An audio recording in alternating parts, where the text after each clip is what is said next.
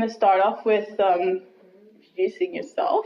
What is your name? My name is Tafadzwa. And where are you from? From Zimbabwe. Okay. Well, maybe some of the questions I might be asking you will be a bit, I don't know, because I do know you. So, but just go along with it. Yeah. So yeah, I think I'll start with, how you came to Vancouver, how you decided to come here, what brought you here, and why you're still here. I came to Vancouver because of school. Mm-hmm. To be honest, I didn't want to come to Canada. I wanted to go to the UK. Oh, really? To be specific, because I just like everything about London. But my dad heard that Vancouver was very boring and like so dead.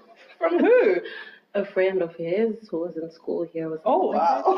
Like it's the perfect place for your child to be able to concentrate. You should go there. Yeah, okay. So that's how I ended up here. And then the school, the university they chose for you, how did that work? I got to pick that. Oh, okay. But there wasn't much of a choice. I mean, there's only SFU, UBC. Right. There, yeah. And you picked SFU because, or you started at FIC, right? Yeah. You started there because? Because that was the only other way to get into SFU. At the time, that's what I thought. Yeah. To just get into SFU. Okay. FIC. And so far, you've been here for how many years? I've actually lost count. 2012. Yeah. So that's what? Six years? Yeah, 6 years. 6 years now. You came August, right? Yeah.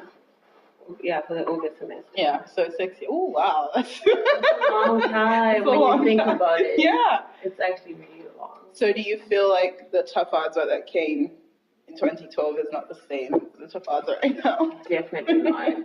In what way? Give me like 2 examples. I am very responsible. Mm-hmm.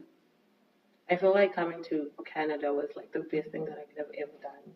If I'd stayed at home, I'm pretty sure I've been so dependent on my parents. Yeah. I've learned to take care of myself.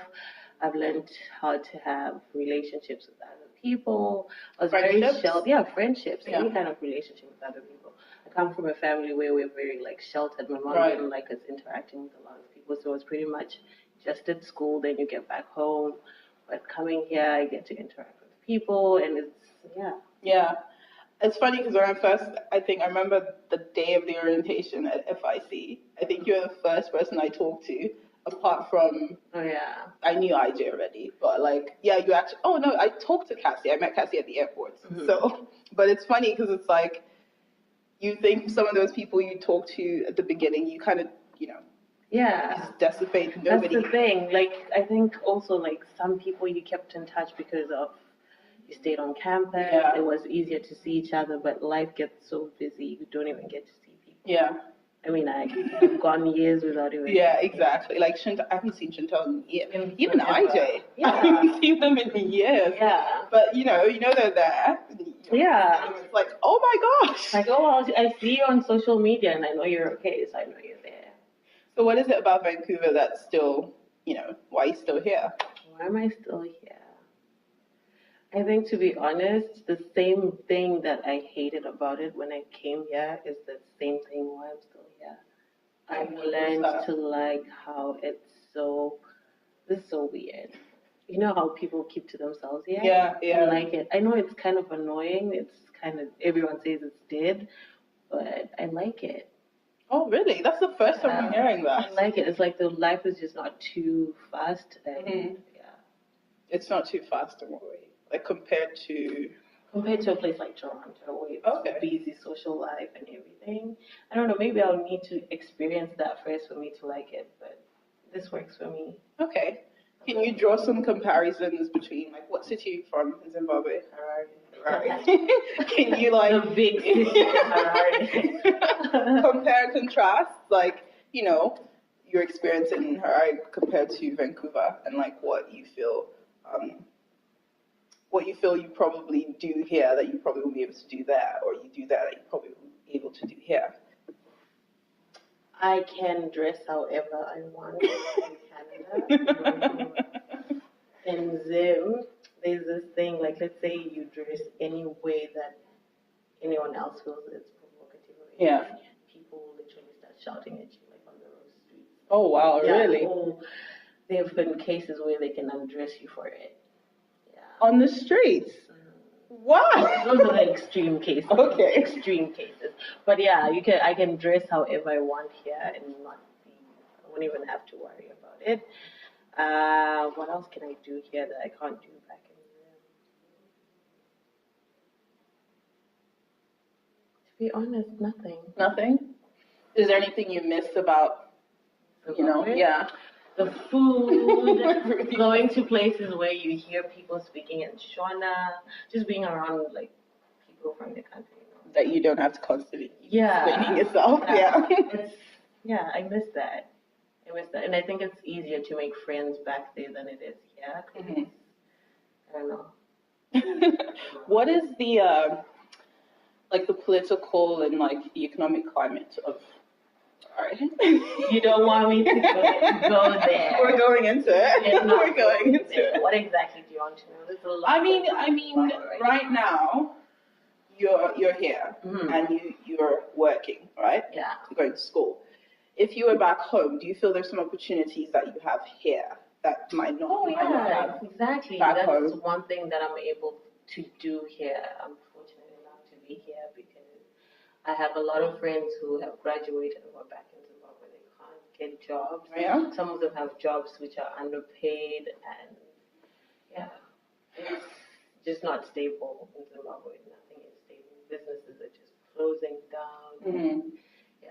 But that's you can say that for everywhere. I mean, in Vancouver now, like, God, how many restaurants have closed in the last few months? Right. I feel like the economy everywhere is a bit.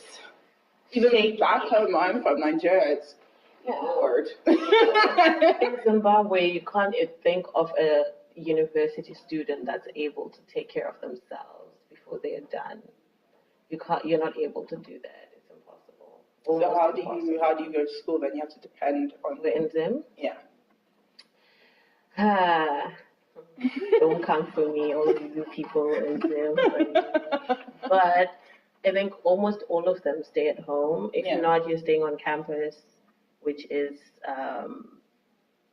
paid for. It's not like you can get jobs. You know how people here in school and they can work. There isn't much of that in Zimbabwe. So. Not even like low-paying jobs, just something to get by. Like you're fighting for those jobs with people who are done school.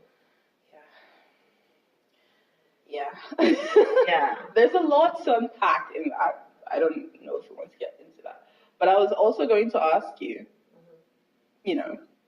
based on your experience living in Vancouver, do you feel there's anything at all that you can take back home that would help, that would help? Yeah, or something that they could implement that's working in Vancouver that you've seen works and you feel like there's something that they do back home that's just like you can learn this from. I'm going to go for something very random and say the transit system. Okay. I mean, that's valid. Yeah, that's one big thing that I would want to see changed in Zimbabwe. Like just better transportation. Yes. Do you guys have trains? Yes. No, we don't have. Okay, we do have trains. I've never been on a train, but yeah, we do have trains. But is it like the railway ones or? It's like a railway one, just a railway one. We're not there. We are not there. We have a railway one as well. We have tubes, but they don't work because in Nigeria we have things. Oh, wow. They start projects, never finish. Like you have it just to say, oh, we have it, but it's not working. Nobody uses it. Someone who was in their campaign to be president, they promised us a tube train. So who knows? Who knows? They're always promising things, eh? Okay, so what has been your dating experience in Vancouver so far? Really? Do we have to go there? We have to go into. I mean, on a very general, obviously. Okay. Not into specifics. Dating in Vancouver is interesting. Mm-hmm. This is like my favorite topic, by the way. It's interesting.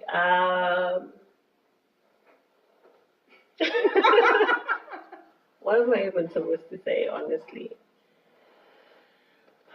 Where do I start? Have you ever dated like a guy who was born and raised in Vancouver? Been on dates with a guy born and raised? No. Okay, so you don't have that experience yet. No, I don't. Do you find generally that so you date mostly just international? They're not in.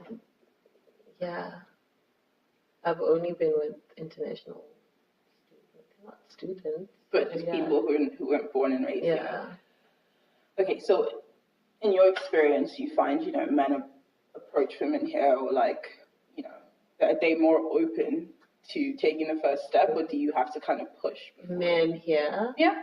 No, they're not even.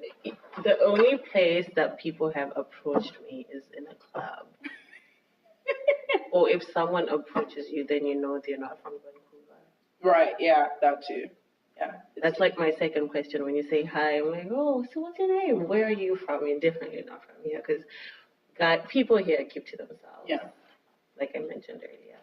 So yeah, I think that's one thing that's really dead about Vancouver. I saw this article about a lot of people in Vancouver die lonely, or the loneliest city. Apparently. Yes. Okay. Yeah. I mean, mental health is pretty big here, right? Yeah. It's pretty sad.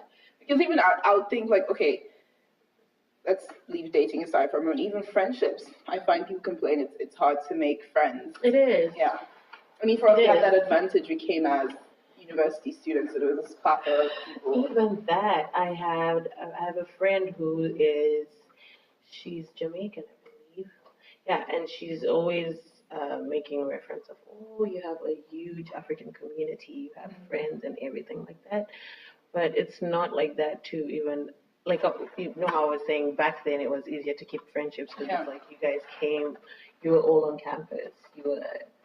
Yeah, but now that you're out of it, it actually really does get lonely. There are times where you're like, wow, I could actually use a bit more friends. But would be nice. It would be nice, it would really be nice. But I don't know. Yeah, that's just something about here. Yeah. Which I don't mind. I don't really care much about social life like that. So. Okay. So you fit right into the Vancouver. Not that I fit. Let me not dismiss a healthy social life just because I haven't had one. I'm sure you've had a healthy social life. Where? Back home, I was in a cage. My mom wouldn't let us out. Here, it's dead. So I feel like I've never experienced that. So I don't know how to miss what I've never had. So I'm okay. I guess. Touche. What do you feel like, what industries do you feel are thriving here? If you would, if somebody said from Zimbabwe they wanted to come to Vancouver. The tech industry. The tech? Yeah, it makes me so happy. I think that's the other biggest reason why I would stay here because I'm into tech. Okay. And it's just amazing how many tech jobs here you can find here. You can find a job. You can find a tech job in Vancouver, and it's good pay, and yeah. What is one industry you think, if you want to work in that industry, then come here? That's interesting. I've actually never thought about that. Like somebody who is from Zimbabwe and they want to come here, and maybe they have the skill set and they feel like they will thrive here because of that skill set. You're definitely not going to look into medicine. Apparently, you can't practice medicine. You cannot. Even from province to province. Yes, because I know I eventually want to get into nursing long term. Oh, really? Are you being good? It's not my interview. Let's turn it to you now. But I know even like BC has their own set of laws. Ontario has their own set of laws. Oh yeah. So I mean, I would even law. You cannot practice law in different provinces. Sense, so you can't be going between. Okay. Yeah, you can practice law. So I mean, somebody coming from a different country, I can understand that. But what I don't like is, there should be an exam that you can take. And like you even with the province to province thing, you can practice. You just have to take an exam and get a different certification. Okay. So I feel like somebody who's gone to school for 20 years of their lives to become a doctor shouldn't just be like, oh, you go drive a taxi. You could take exams. These people obviously have the knowledge. It's medicine. There's somewhere where it has to. Yeah. I mean, it's practical skills that you give them those tests, you could give them those exams, put them in scenarios, and if they pass, then it's actually quite sad. Yeah, I met a doctor once who I was working with, I think at my first job. And this person was working in a grocery store. Oh, Lord. Oh, God. But they studied medicine and they can't practice it here. That's very sad. That is very sad. It is. Even when you meet the taxi drivers and they're very well spoken, or they, and you're just like, what? I really need to know the reasoning behind it. Yeah. That's what I really, really want to know. So I was going to say, one of those points I was trying to drive out was something like you said, the African community. Somebody's coming here to maybe, say, open a store, like an African store, or like have a hair business. Do you think they would thrive here? Vancouver, we don't have enough Black people, I feel. Yeah. We don't. At the same time, I feel maybe we don't have anything that brings out the African community for us to see, to like find it, to see it, to know that it's there. Because did you go to the Mr. Easy concert? I went to the one in Montreal. Oh, I had never seen the amount of, like, I didn't know that there's that many Black people. Oh, yeah? But at the same time, it just felt like they're not that much, too. But I was just amazed. But, yeah, I don't think you could thrive in an African business in Vancouver. No. Yeah. It's quite... That's true. There's the woman, I don't know if you've been to that Canadian restaurant in Surrey. I remember talking to her and her husband, and they came here with that dream. Like, they actually thought they were going to expand and have, like, branches and different things like that. So they came to Canada, they packed up their whole life from Ghana. They were actually living quite well, and restarted, came here, and, come to find out, there's actually not that many people catering to the business, right? So there isn't. And they can't go back to Ghana now. They've, so that in itself is sad that there's no community. But do you feel it's because of the nature of the city? I feel like it's the nature of the city. Once you get here, you become I don't know what it is. People just like keeping to themselves. I've seen a lot of concerts, like YC came, and I thought, it's going to be a huge turnout. I mean, it's YC. He's really good. You get there and it's empty. There's no one in there. YC came? And I think that's the other thing. Like, there's not enough, what do you call it? They don't get to, like, publicize it. Like, you don't. Yeah. Just last month, I think P Square was here. He was? Yeah. Did not know that. And I saw it on someone's Instagram. Like, he was here? Wow. Yeah. How do you feel, just in your opinion, what do you think would be a good way to create more, a more integrated African community in Vancouver? How would you, if you were given that job, I don't know, by the government or something, to go about it, how would you reach that demographic and get us to be more integrated? To be honest, not to be so gloomy or so negative about it. I feel like a lot has been done already. Yeah. Even in schools, they have African clubs, like things to bring African people together. But we just don't go for stuff. We're just not there. Yeah. And I don't know why. And I don't know what can make people want. I mean, for you, for me, what I would do, like, do you go to those events? I do sometimes. Yeah. I do. Like I was telling you, I went to the YC concert. Yeah. I honestly like supporting other African people. Like, if you have something, invite me, I'll be there. But yeah.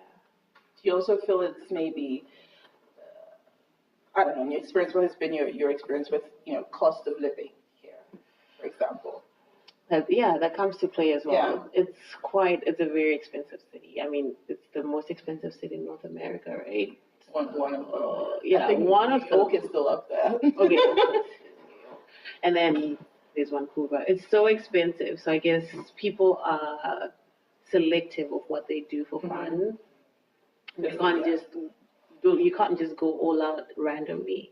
It has to be select few or from time to time. And somebody brought up something once, and they said it's culture. Because I don't know about how it works in Zimbabwe, but Nigerians were very flamboyant. Like, everything has to be, if you're going out, it has to be different dress. You can't wear the same thing twice. If you're having a party, it has to be like all out there. So do you feel some people, I don't know, is that the same culture you guys have back home? We do. Zimbabweans like going all out, but comparing a Bella Niger page and a Zimbabwean weddings page, I think you guys are over the top. We are somewhere up there, but we're not like you guys. But yeah, I totally get it. It's more of a money thing. I can't wear the same thing. I have to go shopping before I go out. If you're having a party, like, you know, you're going to judge, or you just have one dish, you know, you have to have a bachelor, you know. Exactly. So is it cost effective, right? People are trying to save. But can we have events that are not necessarily, I mean, because people do it here all the time. I mean, people from all backgrounds hang out. Like, they do. Do we have to make everything? Because to be honest, most of the African events I've seen or like been invited to have always been something that's involved like a great deal of planning, or like, you know, you have to wear this, let's bring that. And it's like, I don't know, like we could do simpler things. We could create simple events that, you know, that just gets people out there. And I think we also need to grow out of this cliquey culture. If cliquey is a word, cliquey culture that is there in Vancouver. I don't know, not to put it on Nigerians, but I feel like a lot of it comes from you guys. It's almost like you guys come from a place where you have learned to stick with your own, the Yorubas to themselves, the Igbos to themselves. Very tribal. Yeah.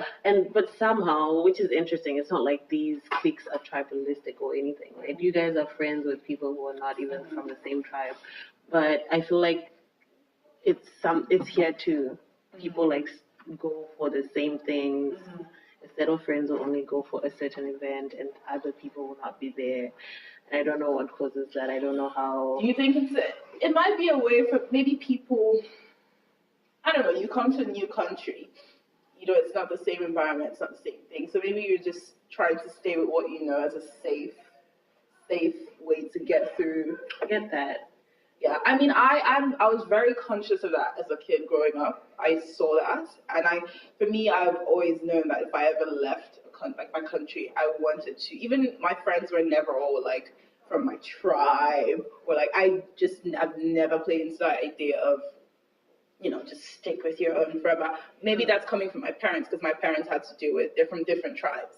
And so they had to deal with that. Seeing past that. Just seeing past that, because my parents dealt with that. They still deal with that. Different parts of exactly. And different parts of the world. I have people from, you know, Korea. And I love that because, I don't know, it's just how I grew up. It's a great thing. Something from you have to. Yeah, exactly. Yeah, that's another thing that I learned from adding stuff to the list of things that I've learned ever since coming here. When I came here, it was easier to gravitate towards Zimbabweans as friends. Not to say they were not good friendships or anything, but they were just friendships that were based off we're Zimbabweans, so we should be friends.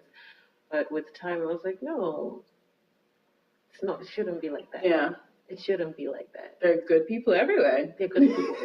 And yeah. Maybe that's another thing. Maybe instead of comfort, trying so hard to create like an African community, to create home away from home. Yeah, where it's you know, we integrate. It's for everybody. Yeah, home away from home. It's interests that you share with those people that you call friends. Some people are into clubbing. Some people are into staying at home, and I don't know, cooking and chilling together, reading. Yeah, so going for yoga. I mean, it's funny because even like certain things like that. Like there's certain things that I like that I know, you know, lots of Nigerians I've met here won't kind of, you know, be interested in that. And so for me as well, it was like, I did that as well. When I first came, it was like, okay, yeah, we're the Nigerians.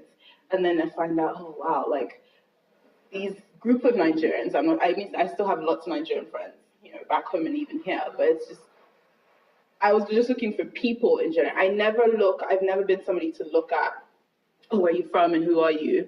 And then that's the reason why you're my friend. It's more of like, we have common interests. Like, you know, is there anything that you like that I like? Or like, how can you help me and how can I help you? Right? Like mutually beneficial relationships. Another thing is we all come to Canada, like as international students, we come in a stage of our life where we're trying to figure ourselves out too. So it's kind of hard to even maintain friendships. Yeah. You outgrow a lot of your friends. Exactly. You outgrow. I think just outgrowing is a big one.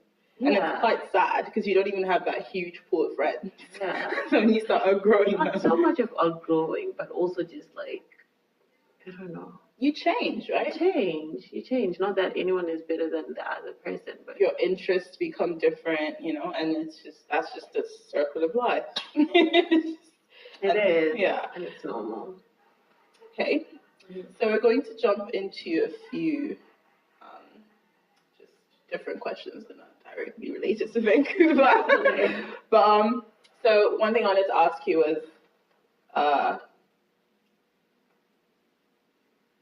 it's not huge, but it's like, would you tailor this to yourself however you want? But people have talked about like dishonesty. I could never forgive somebody who, was dishonest to me or told me a lie. How would you forgive somebody who was dishonest in your life? Say, maybe a friend or a partner. And depending on, you can tailor this to yourself. It depends on what they did, but that's up to you.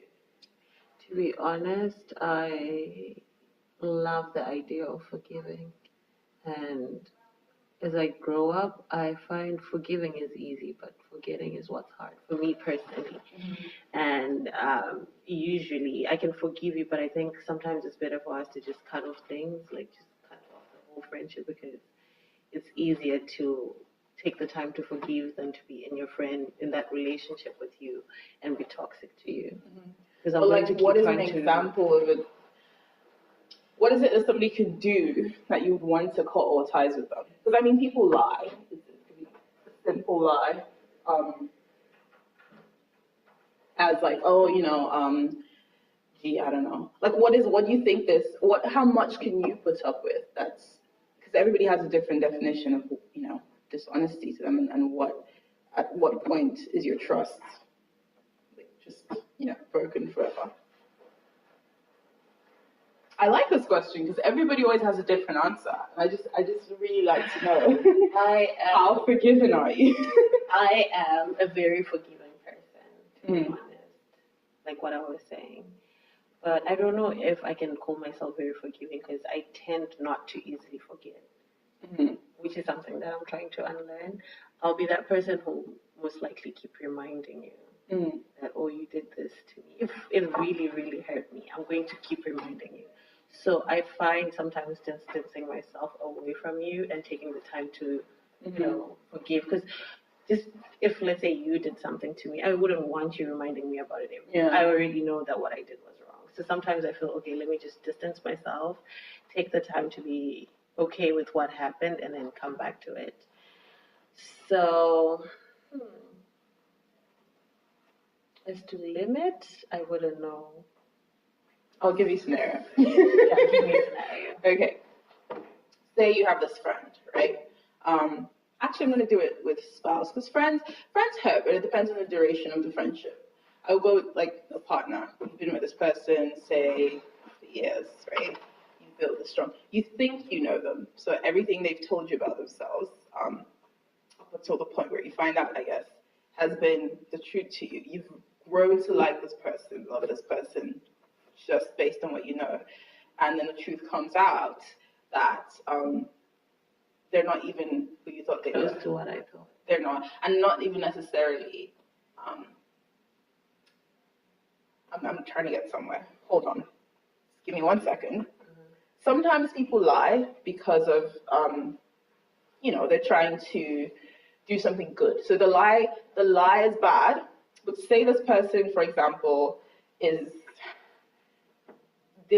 didn't do something wrong, but he had to change his whole persona, like his name, his everything. So he's the same person inside, but he's lied to you about who he is because of something he did in his past that maybe he did do, right? So, but he lied about just covered himself up. Would you feel like you would forgive him, and because you've gotten to know him personally, or can you move on from the lie of, I don't even know your name? I can't, because who are you? But you do know him. How? You've been making up all of this. it's a tricky one because I actually know somebody who this happened to, and it's like that's my moving on to my original question. How far can you forgive a dishonest person? He lied because maybe he was protecting somebody else, or he lied because it was something good. So maybe the reason behind what he did was good, but he still allowed himself to, I guess, be open to, like, you got to know who he was on the inside, but you really didn't know anything about his past. Else about your past. But just based on who you know. Why wouldn't you have? I mean, that means you haven't taken your time to really know me as a person. I'm a person who can take anything. Mm-hmm. Yeah, I can take anything from you. I'll forgive you for whatever it is. So the fact that you were lying to me just so that things could stay the same with me means you don't know me well enough. And you wouldn't forgive that. There's history, though. Would you do what you said you normally usually do? Would you, like, take some time off and try to... Definitely, I would want to do that. I think it's healthy for the both of us, because I'm going to be that person who's just, like, reminding you every day. Every little thing that I see that reminds me, it's, oh, yeah, because you did this, remember? Yeah, you're the reason why we're here. Yeah. And that's just not fair. Like, it's not fair. It becomes toxic to you as well. Yeah. And sometimes when you mess up things, it just, I feel like if you ever did that to me, I would actually almost hate you for doing this to us, to me, because we had it good, and now I have to question everything. There's no trust, right? It's broken. There's nothing else. And even the foundation, for me, the way I see it is, I look at everything as having a foundation, whether it's friendships or even family relationships or, dating. And based on the foundation something was built on, if it's not true, if it's not real, it will shake you. Yeah, it will crumble. And we can't even start all over again. It just changes the dynamics, and because you basically never had a foundation. You didn't. It was a lie. You didn't know this, or you know them. They're a good person on the inside. Trust me, I know what you're talking about. Which is tricky, right? But you don't know them. I don't really know you. Now I question everything you say to me. And I mean, even for you as a person, how were you sleeping at night? How were you okay with what you were doing for so long? Why was it so easy to lie to me for that long? Okay, let's lighten up the room. Okay. Describe the color yellow to somebody who's blind. Oh my God. Anita. Say they asked you. It's bright. Bright, okay. Well, they wouldn't know what bright is, right? It's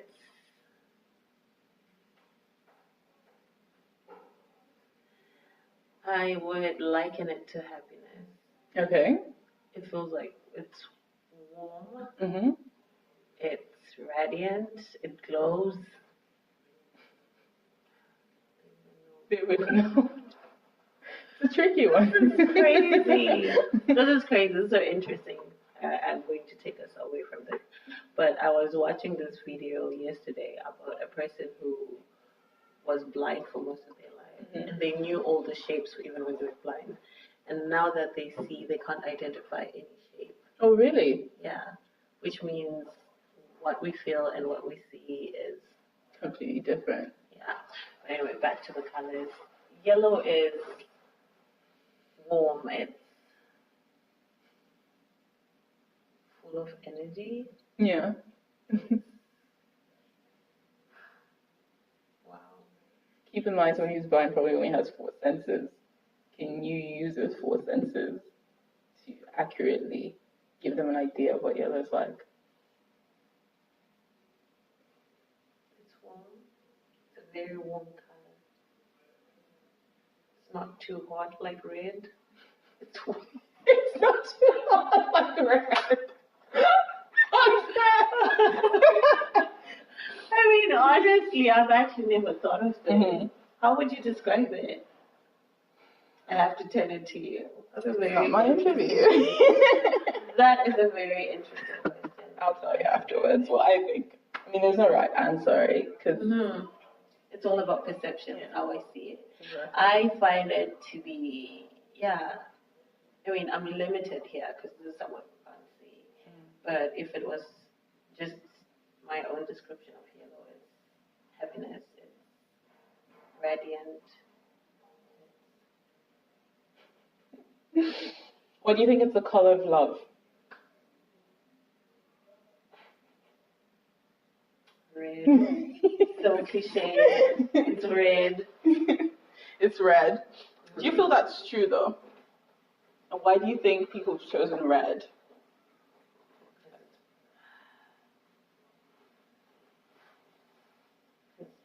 Blood is red, and there's something about blood that signifies love and a bond, I guess. Yeah. Okay. Is there anything about you that's very Zimbabwean that you feel like come 50 years from now you probably still will be doing?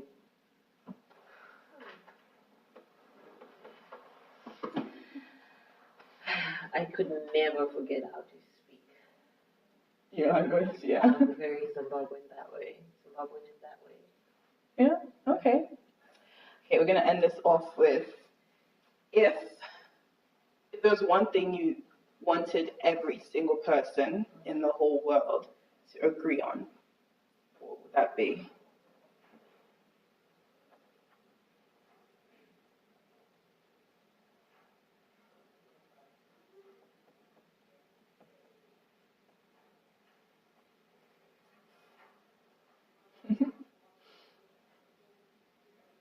We're still here, people. Don't worry. I would say, oh my God, Anita, I have a long list. Why are you limiting me to one? Yes, choose one. I'm literally trying to outweigh which one is good.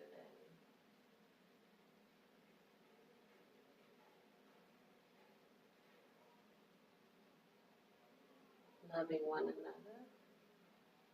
In what way? Because there are many facets to that. Just pure brotherly love. Just love and kindness. Just being kind to everybody. That's a good one. Kindness goes a long way. Yeah. It really does. Anyway, Tafadzwa, thank you so much for your time. I wish, this is not, I usually aim for about 30 minutes of this. Maybe 37 now, so it's gone a while, but it was really lovely talking to you. I enjoyed every part of it. I'm going to make sure that I get a part 2. Yes. It'll be a different set of questions, but yeah.